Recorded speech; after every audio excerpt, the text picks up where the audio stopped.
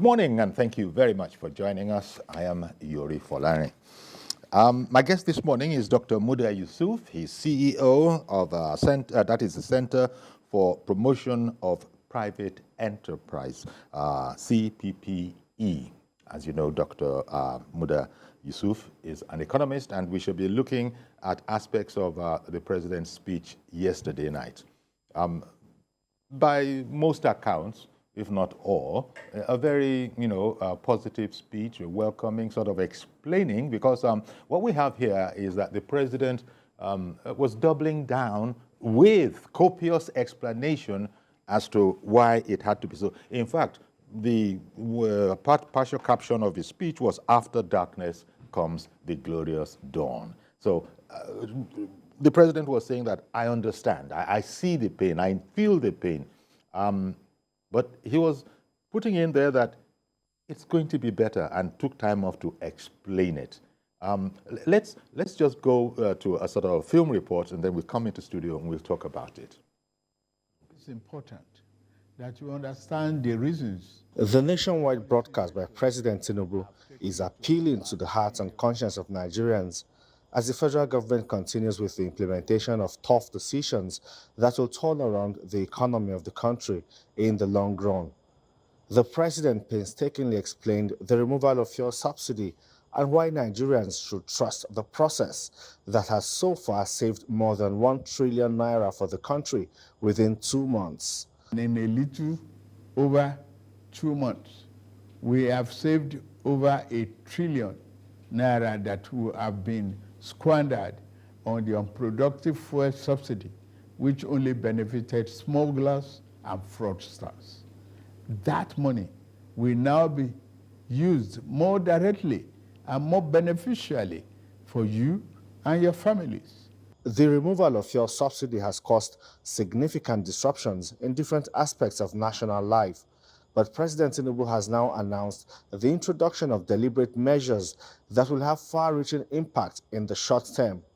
Most important is the injection of funds into the economy to help small and medium-scale enterprises.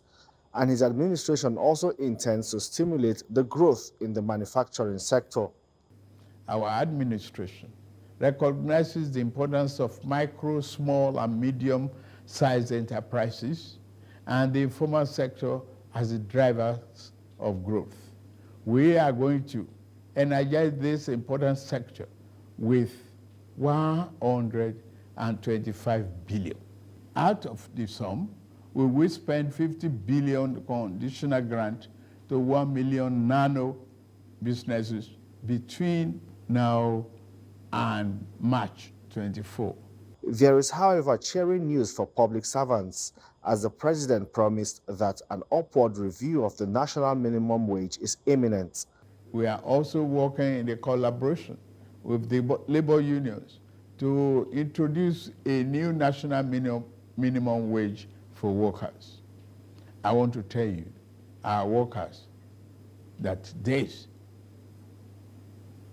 your salary review is coming. As the days begin to count, Nigerians also hope that the implementation of these programs of government begin to have real impacts on their lives and livelihood. Okay, thanks to our Femi Akonde. So, Dr. Yusuf, there you have it. Now, you particularly being of the Center for the Promotion of Private Enterprises, I imagine that there's a lot that you will approve of in the president's speech, especially as his emphasis was he needed to stimulate small businesses and medium businesses.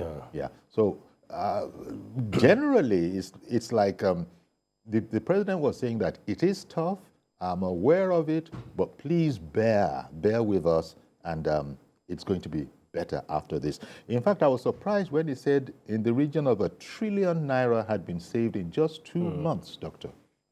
Yes, I think in terms of the quality of messaging, I think it's very, very, it's something that is very, very positive. Okay.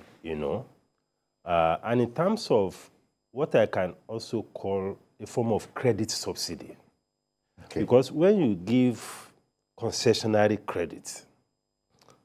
Concession in terms of the interest rate, because he talked about 9% interest rate. And as you know, our monetary policy rate is now 18.75%. So if you have an opportunity to access funds at 9%, that's a significant subsidy in credit. And this is coming from what was it like in the last regime, for instance? No, I mean, we are talking interest rate out there now is close to 28-30%. And he is saying a maximum. Especially for SMEs. Yes. You know, now we are talking about 9%. A maximum of 9%. A maximum of 9%. Now, again, we're also looking at the tenure of the facility that he has promised. Some of the tenure is as high as 60 months. It's about 5 years. That's right. So it cannot be any better in terms of the credit that is made available. But what we have had, the challenges we have had in the past has been that of implementation to ensure that these facilities get to the right people. We had that issue especially with all this micro-lending, anchor borrowers program, and so on and so forth. Trader money. There were all sorts of issues as to effectiveness of the targeting of those things. So the administration needs to work, very well on that area. To be sure that it is executed according to concept. Exactly. So that is one, and that is excellent. It's a very good measure of intervention. And I must also say generally that the fact that the president came out to speak himself and to express this compassion, this empathy, and seeking the understanding of the citizens, I think is something that we must also appreciate. Because when the citizens are going through this kind of challenge, and you don't hear directly from the leader, there's a way it makes you feel. You begin to wonder whether the leadership even know how we are feeling.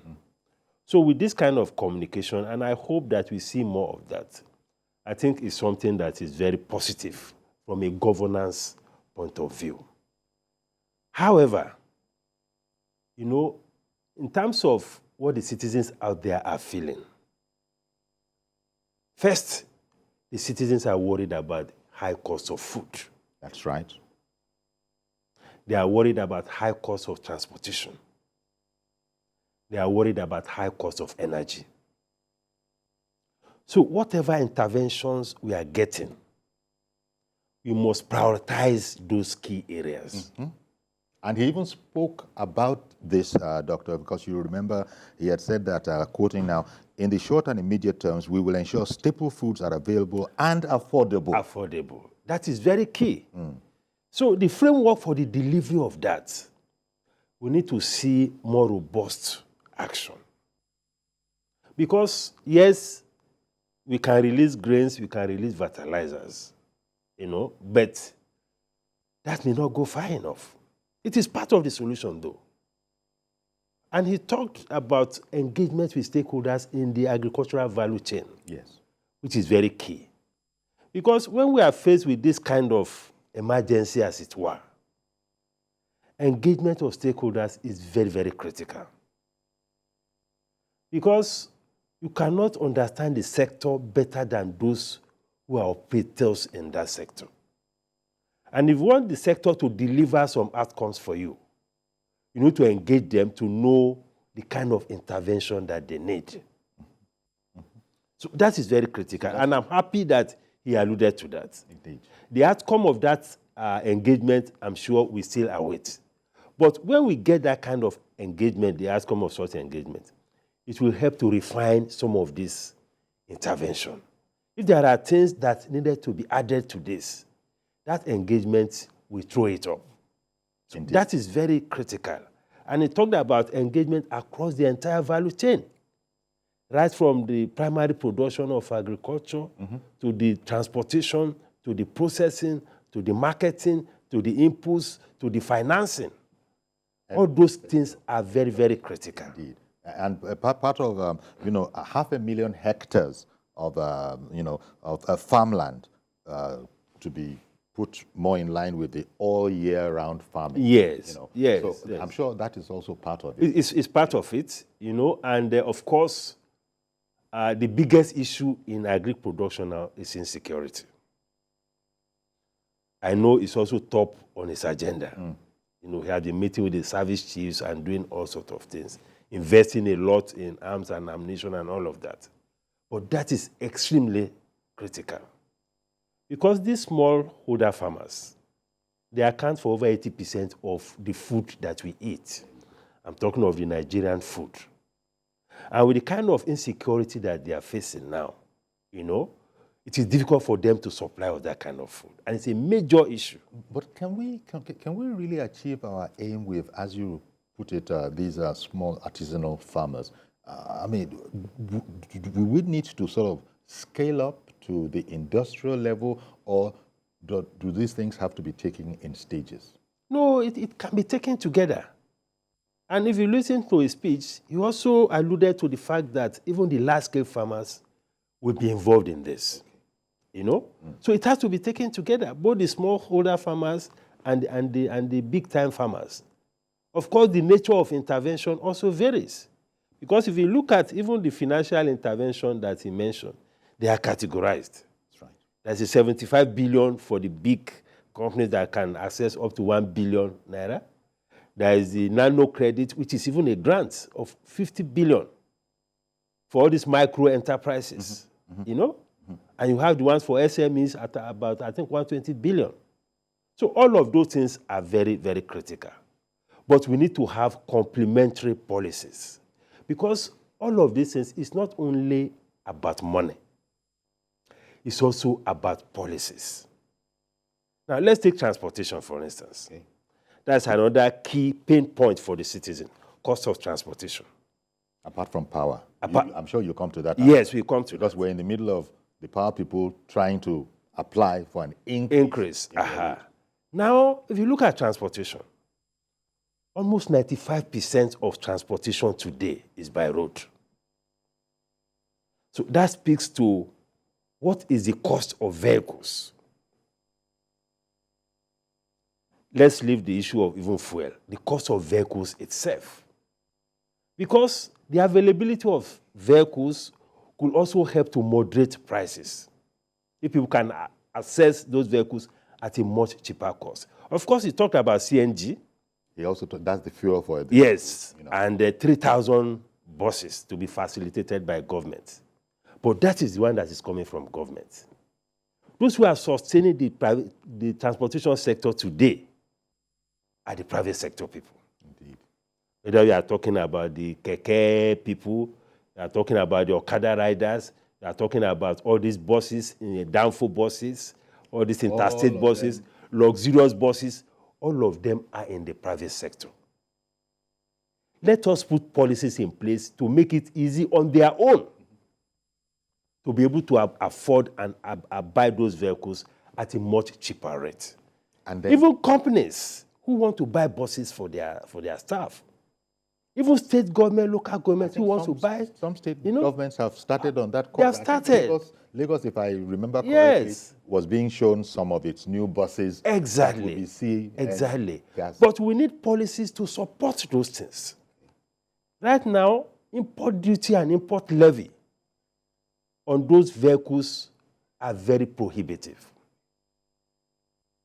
So, if you have the right kind of policies to deal with the import duty on those, I mean, take for instance, look at the roads, all these Uber guys, all these young people.